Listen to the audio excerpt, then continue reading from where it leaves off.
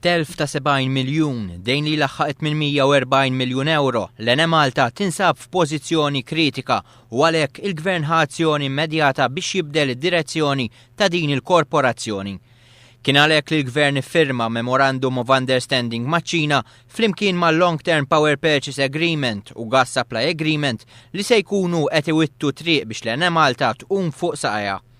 B'ħidma ma' dawn il-kumpaniji l-Gvern se jkun f'pożizzjoni li jraħħas il-kontijiet tat-tariffi tad-dawl u l-ilma, ħidma biex ikun hemm stabilità fil-prezzijiet u arja iżjed nadifa. Dan qalu il-Ministru Konrad Mizzi waqt laqa mal-imsieħba soċjali fl-MCESD. Huwa fisser fid-dettall il-ftehim li għamel il-Gvern fil-qasam tal-enerġija u kif kien se jwettaq il-pjan ta' enerġija infassal mill-Gvern. Il-Ministru appella lill-imsieħba soċjali biex huma wkoll jagħtu s-sem tagħhom fid-diskussjonijiet li jsiru li waslu għal teħita deċiżjonijiet importanti. Għall-laqgħa tal-MCESD attendit ukoll il-Ministru għad-Dialogu Soċjali Helena Dalli.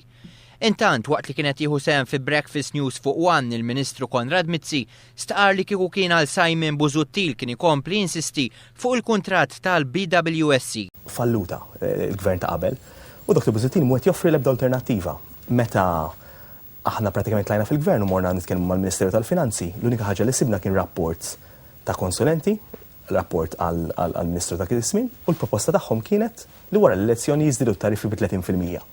Dik kienet il-proposta li għandu Dr. Busuttil. S'issa du ma ġie b'xejn konkret. U llum il-ġurnata meta nsaqsuh fuq il-proposti tiegħu fuq l-enerġija dejjem itina blank face.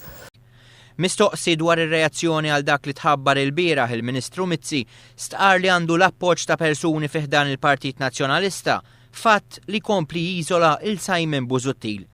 Jiena ċemplu li ħafna deputati wkoll nazzjonalisti l-bieraħ. Kienet ir-reazzjoni? Ġifieri kelli reazzjonijiet pożittivi għalu kien hemm min qal li saħansistra li dispjaċih li Simon Busuttil kienet joħroġ b'dan il-mod, għalu isma' we know we can do it, nafu li this is going to realize big savings, ġifieri se nifrankaw il-flus.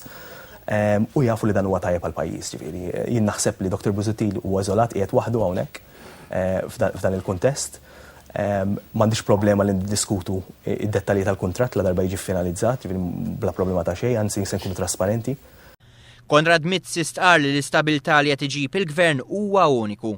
Ekku, u nixtieq nenfasizza dal-punt, ġifieri aħna se jkollna stabilità b'kemm se nixtru l-gass u l-elettriku sal-2020 li naħseb ftita u naħseb ma tantx issib pajjiżi fl-Ewropa li jistgħidu li għall-mix tagħhom, ġifieri intera mhux għall-biċċa minnha, għandhom dik it-tip ta' stabilità. Il-Ministru tkellem dwar dak li sab il-Gvern attwali u żied li kieku kien għall-Partit Nazzjonalista il-poplu Malti u Awċi kien ikompli jtabba bil-kontijiet tad-dawl u l-ilma.